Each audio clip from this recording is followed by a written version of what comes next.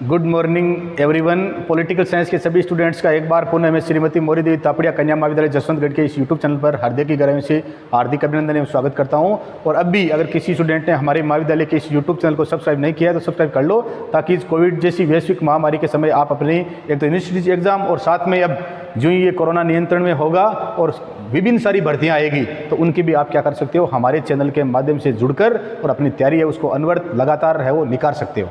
हमारी ये जो आज की क्लास है वो बीए फाइनल ईयर की पोल साइंस की आईआर इंटरनेशनल रिलेशन है। इसमें हम फॉरेन पॉलिसी जो विदेश नीति इसका चर्चा कर रहे हैं। अब आज की जो हमारी क्लास होगी वो विदेश नीति और राष्ट्रीय हित। कोई भी राष्ट्र अपनी विदेश नीति बढ़ाता है तो उसमें उसके राष्ट्रीय हितों की क्या होनी चाहिए, रक्षा होनी चाहिए। तो इसमें आज हम विदेश नीति और राष्ट्रीय हित, फॉरेन पॉलिसी एंड नेशनल जो इंटरेस्ट है इसकी थोड़ी चर्चा करेंगे।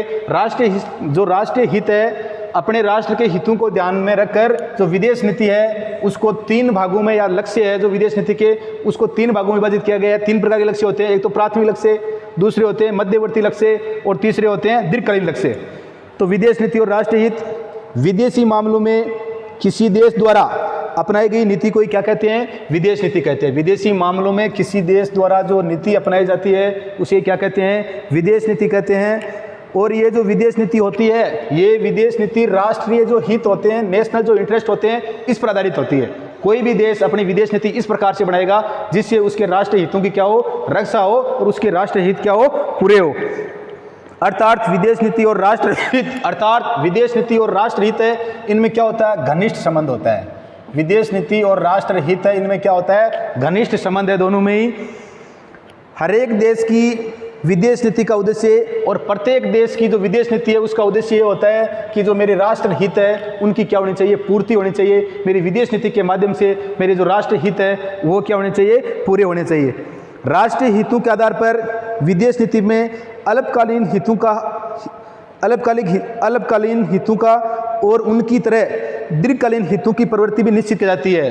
जो विदेश नीति है उसमें राष्ट्रीय हित है, इनको पूरा करने के लिए एक तो अल्पकालीन जो थोड़े समय वाले और दूसरे दीर्घकालीन, दोनों के लक्ष्य है उनका क्या रखा जाता है, दोनों ही है, इनका ध्यान रखा जाता है। हर एक राष्ट्र अपने राष्ट्रीय हित तय करता है और विदेश नीति का लक्ष्य उनको प्राप्त करना होता है। विदेश नीति का अस्तित्व शून्यता में नहीं होता है, वह राष्ट्रीय हितों के संदर्भ में क्रियाशील रहती है। इस प्रकार स्पष्ट है कि विदेश नीति और राष्ट्रीय हित में घनिष्ठ संबंध होता है, लेकिन इस घनिष्ठ संबंध के बावजूद भी ये नहीं मान लेना चाहिए कि दोनों एक ही है। दोनों का भिन्न अर्थ होते हुए भी विदेश नीति और राष्ट्र हित, फॉरेन पॉलिसी और नेशनल इंटरेस्ट क्या है, एक दूसरे से जुड़े हुए हैं। इनको हम एक दूसरे से अलग नहीं कर सकते। राष्ट्र हित है वो विदेश नीति का आधारभूत सिद्धांत है, और राष्ट्र हित है ये जो विदेश नीति है इसका क्या है, आधारभूत सिद्धांत है। अंतर्राष्ट्रीय राजनीति में विदेश नीति वह विधि है जिसके माध्यम से राष्ट्र अपने राष्ट्रीय हितों को प्राप्त करने का प्रयास करता है। नॉर्मन हिल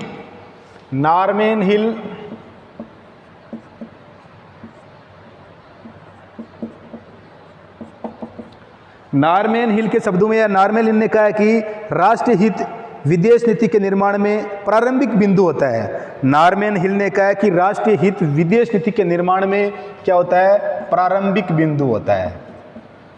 प्रारंभिक बिंदु नॉर्मन हिल ने कहा है कि विदेश नीति के निर्माण में राष्ट्रीय हित है वो क्या होता है, प्रारंभिक बिंदु होता है। क्योंकि प्रत्येक राष्ट्र इस प्रकार की विदेश नीति बनाएगा जिसमें इस प्रकार की फॉरेन पॉलिसी बनाएगा जिसमें उसका नेशनल इंटरेस्ट हो, उस देश का हित निहित हो और उस देश का हित क्या हो, पूरा हो। राष्ट्रीय हित के आधार पर विदेश नीति के जो लक्ष्य है, विदेश नीति के लक्ष्यों को तीन भागों में विभाजित किया गया है। विदेश नीति के लक्ष्य तीन प्रकार के होते हैं। पहला होता है प्राथमिक लक्ष्य, दूसरा होता है मध्यवर्ती लक्ष्य और तीसरा होता है दीर्घकालीन लक्ष्य।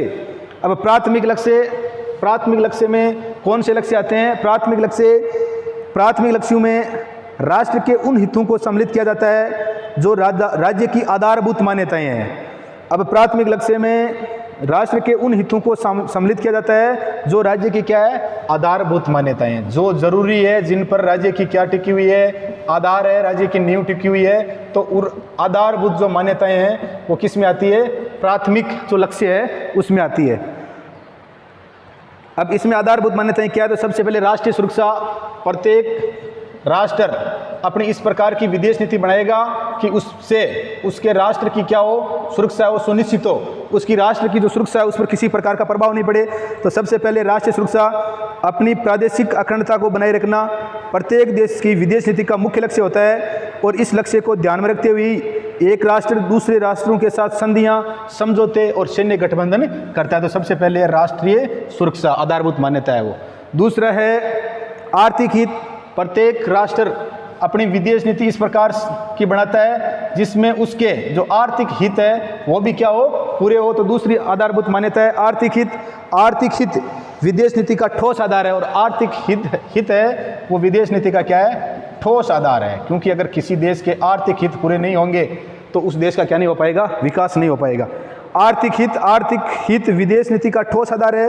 एक राज्य विदेश नीति में स्थिरता, परिवर्तन एवं संघर्ष के तत्व है आर्थिक आधार पर सम्मिलित करता है।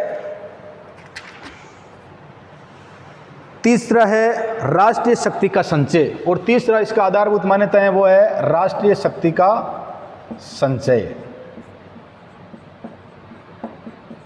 राष्ट्रीय शक्ति का संचय। तो प्राथमिक लक्ष्य है इसमें सबसे पहले राष्ट्रीय सुरक्षा को ध्यान में रखेगा, दूसरा राष्ट्र आर्थिक हितों को ध्यान में रखेगा और तीसरा राष्ट्रीय जो शक्ति है इसका संचय। प्रत्येक देश इस प्रकार की विदेश नीति बनाएगा जिसमें उसकी राष्ट्रीय राष्ट्रीय जो शक्ति है उसमें क्या हो, संचय हो, उसमें बढ़ोतरी हो। एक राष्ट्र के राष्ट्रीय हितों की प्राप्ति तभी संभव है जब पर्याप्त मात्रा में राष्ट्रीय शक्ति भी उनके समर्थन के लिए हो। इसलिए विदेश नीति के माध्यम से एक राष्ट्र का उद्देश्य अधिक से अधिक आधुनिक हथियारों को एकत्रित करना होता है। भारत की विदेश नीति में भी पूर्व सोवियत रूस की ओर झुकाव का मुख्य कारण यही था कि अमेरिका ने भारत को इच्छित हथियारों पर देने पर प्रतिबंध लगा दिया था, जबकि सोवियत रूस ने भारत को क्या दिए थे, मिग विमान या विभिन्न प्रकार के जो हथियार है वो क्या किए थे, प्रदान किए थे। दूसरा है मध्यवर्ती लक्ष्य। मध्यवर्ती जो लक्ष्य है वो क्या है, तो मध्यवर्ती लक्ष्य में अंतर्राष्ट्रीय सहयोग, प्रतिष्ठा। मध्यवर्ती लक्ष्य में अंतर्राष्ट्रीय सहयोग,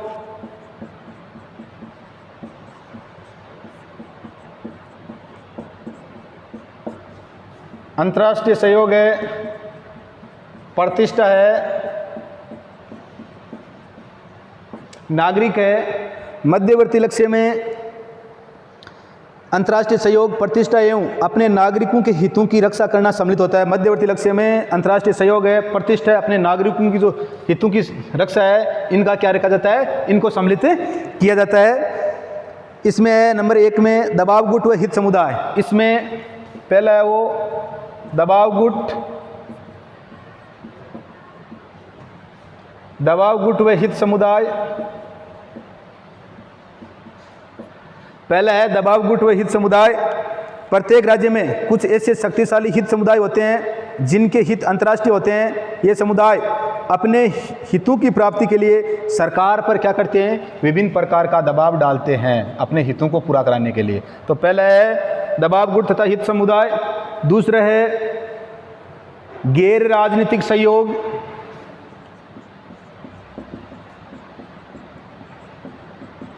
गैर राजनीतिक सहयोग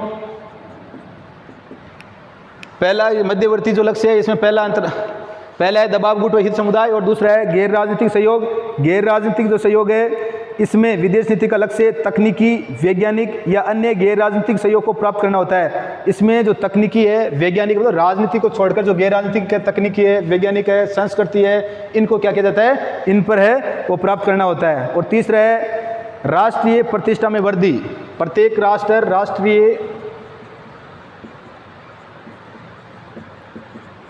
राष्ट्रीय प्रतिस्पर्धा में वृद्धि।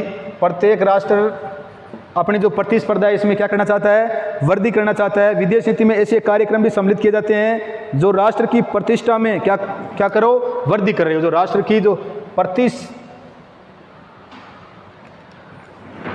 जो राष्ट्र की प्रतिष्ठा है इस प्रतिष्ठा में क्या करते हो, वृद्धि करते हो। तो प्रत्येक राष्ट्र क्या करता है, अपनी प्रतिष्ठा में वृद्धि करना चाहता है। तो प्रत्येक राष्ट्र यही चाहता है कि उसकी प्रतिष्ठा में क्या हो, वृद्धि हो।